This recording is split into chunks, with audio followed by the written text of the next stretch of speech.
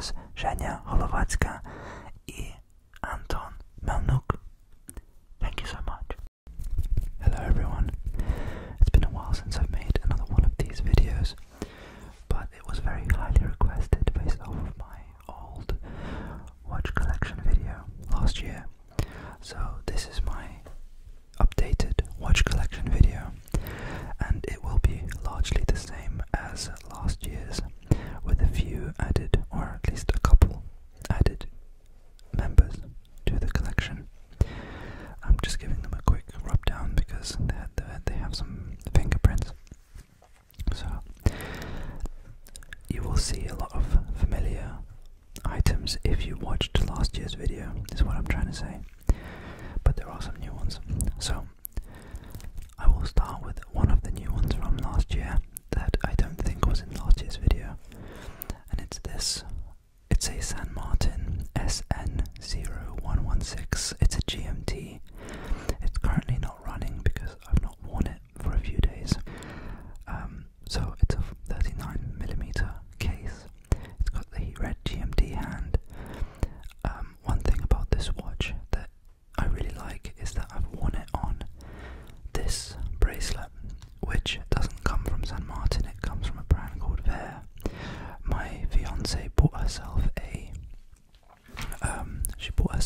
Ver watch, a solar quartz Ver watch, and they sent her an extra bracelet by mistake. So she gave one to me, and it fits this watch perfectly. And usually if you buy a watch and it doesn't come with a metal bracelet, it's really hard to find one that fits perfectly, and this one doesn't fit perfectly, as you can see from the side. But hold on, let me put my watch here. But it does work well, and I really like how it looks. But I also wear this with a Artem strap. Artem strap. I don't have it on right now, but I'll show you for an example. This is an Artem strap. So it comes with, I bought it with this deployment buckle, which opens like that. But I think it looks pretty good, at least on this watch.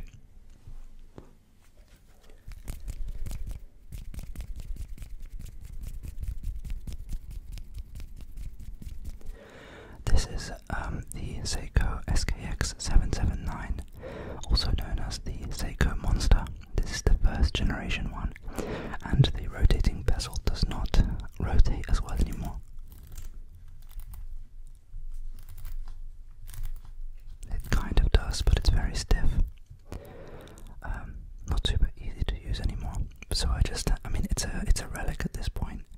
It's a discontinued Seiko, so I'm not planning to get rid of it anytime soon. In last year's video, I showed this watch off as well, which is the Seiko SKX 009, which is also a discontinued Seiko, but in that video I had it on the same strap as this one. However, for most of the year so far, I've worn it on a metal strap, and I will show you some pictures overlaid over this video, because for some reason I very recently changed it back to the rubber. And the reason I changed it back to the rubber is because on the metal bracelet that I was wearing it on before, it was too heavy, and not at first at least, but why is that not rubbing off? It was very heavy after a day of use, and I did a lot of traveling very recently, and I wanted to wear it when it was light. So this is the Seiko SKX 009 with the Pepsi dial. The Pepsi rotating bezel. This bezel works perfectly still, and it has a nice click to it. Have a listen.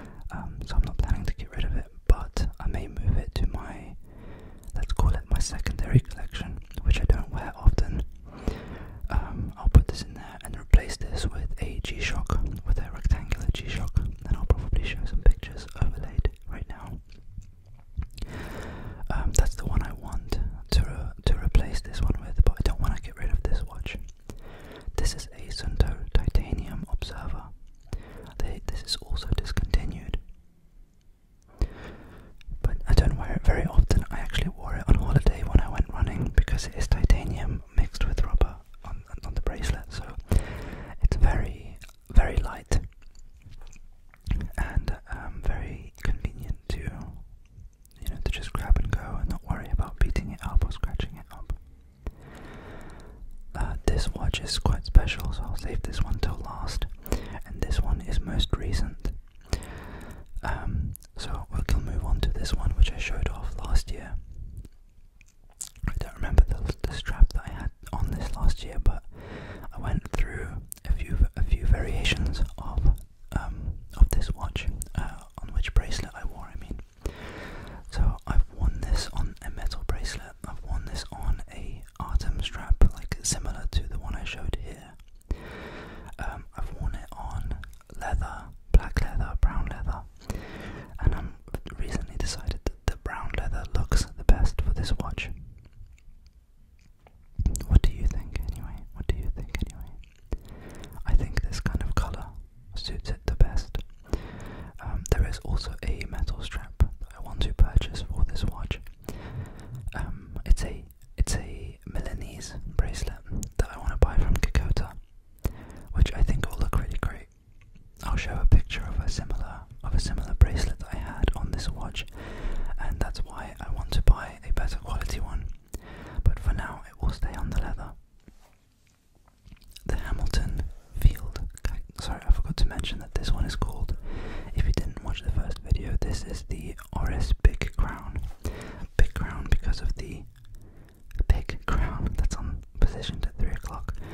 It was big to help pilots grab the crown with their pilot gloves, which were quite thick, so that they could change the time and adjust accordingly. But this is the collection, and it also is a big crown pointer date, so it has a complication with a fourth hand, which points to a date, which is all around the dial, which I think makes it much more symmetrical on the dial and doesn't create a window cutout, which I really like. The only kind of date complication that I do like is positioned at 6 o'clock. So you'll notice this one, and this one, they all have a date at the 6 o'clock, and that is my favourite place for the date to be, because I really like it being symmetrical on the dial. I don't like it being at 3 o'clock like it does here, but here I don't mind because it's not really a smart watch, it's not really a symmetrical watch. It's a very tool-based, rugged, manly, so to speak, watch. So I don't mind it on this one. I prefer to wear. It's at the 6 o'clock or all around the dial, or like in this one, doesn't exist at all. There is no date. It's just showing the time. So I've shown this one before. It's the Hamilton Field. This time it's on a NATO. I do have the metal bracelet as well, but I actually don't really like it on this watch. I don't like the fully bead blasted finish on the bracelet when it combines with the case. But if you have the bead blasted case combined with a nice NATO strap or a leather strap, I think it looks fine. And I've also tried this on an Artem strap, which looks good too. By the way, apologies for the table shaking. The reason is because I have a cheap kind of gimbal, as you can kind of see in the reflection of this watch here. And this kind of white rod, as I just showed you, it shakes any kind of touch on the table. So I'm having to be very careful for this video. So this watch was also in my previous video. This was my first mechanical watch that got me into the hobby. It was a gift from my now fiance's dad, so I guess my father-in-law soon to be. I'm still very close to him, and this was the watch he gifted to me. It's the Vostok Komandirsky K34 in titanium case with fully loomed hands. Let's move them out of the way a bit so you can actually see the hands, but they are fully, essentially just blocks of loom, which I think looks really cool. And it's a GMT, so it has this unique kind of inner rotating bezel, or let's call it a chapter ring for the hours, for the second time zone, which I think is really cool. I don't actually use the GMT very often, the GMT for complication very often, but as with most complications on watches, it's just for the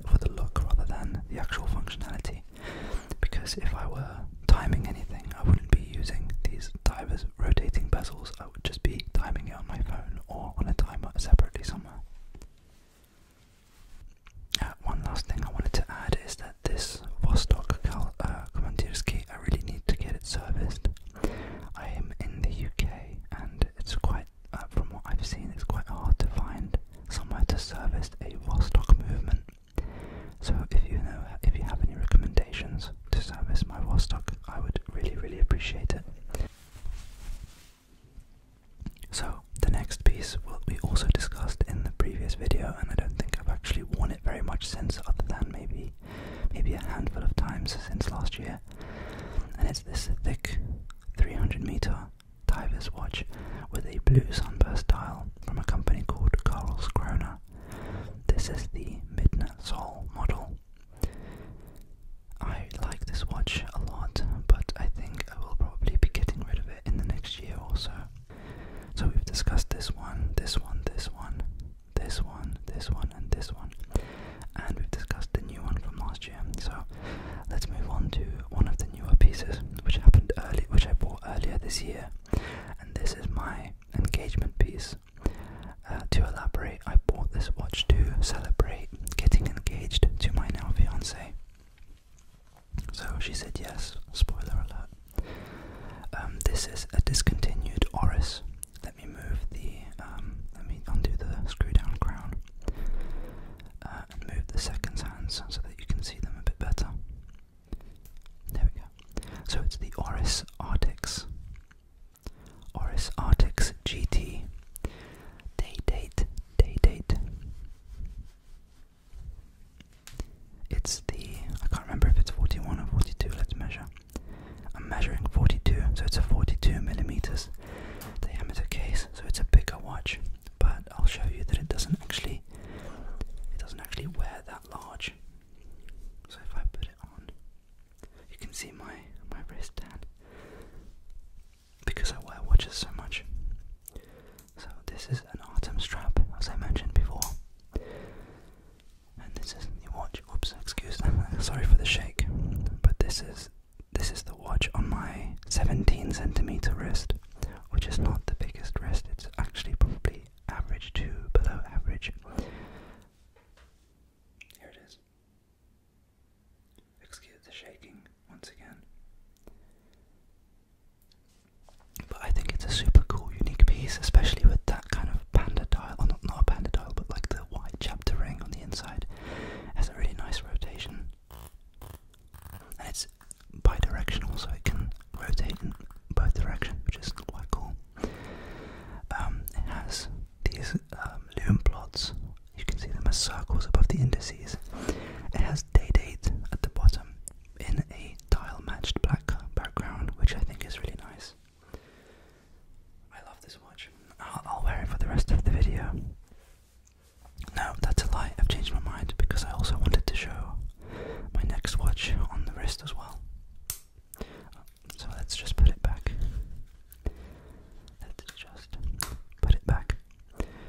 So that's the Oris Artix GT. Date. The last watch is this Traska. It's called the Traska Ventura, and it's a GMT watch, and I have the white dial variant here. I actually think this watch is just beautiful. I really like white dial watches. I only have one other one, which is the Hamilton right there. Let me just give this one a quick clean. I should have really given them a clean before the video started, but I think it's really nice, really elegant and clean design. I really like the brand Traska. They do a special kind of hardness protection treatment on their steel, so it's really scratch resistant. I bought this for a good deal on eBay, which so I paid basically £500 for this watch, brand new. It's like, I think it's like 600 something, and with taxes it would have been closer to 700 to import it into the UK. So this is it on the wrist.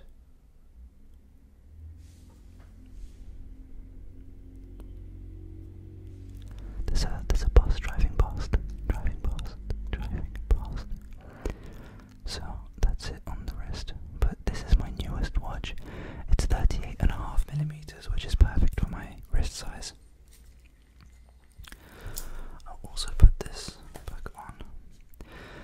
By the way, a lot of people wonder about the Traska rotor noise, and it's definitely there.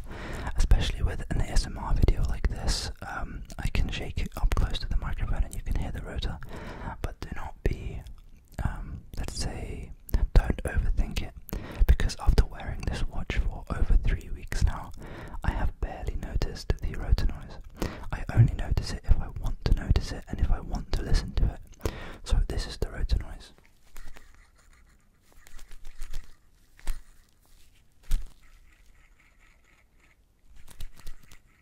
So the rotor,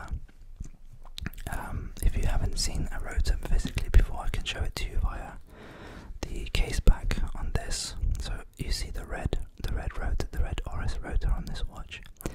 It rotates, and in this particular model, this is a Swiss movement, SW200, which winds in both directions, meaning the power reserve is wound in both directions, so there is resistance in both directions.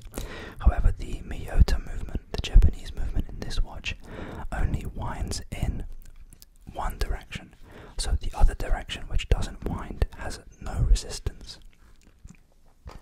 Now that means that when it's spun in the direction that it doesn't wind, it creates a lot of momentum, so it spins and you can hear it.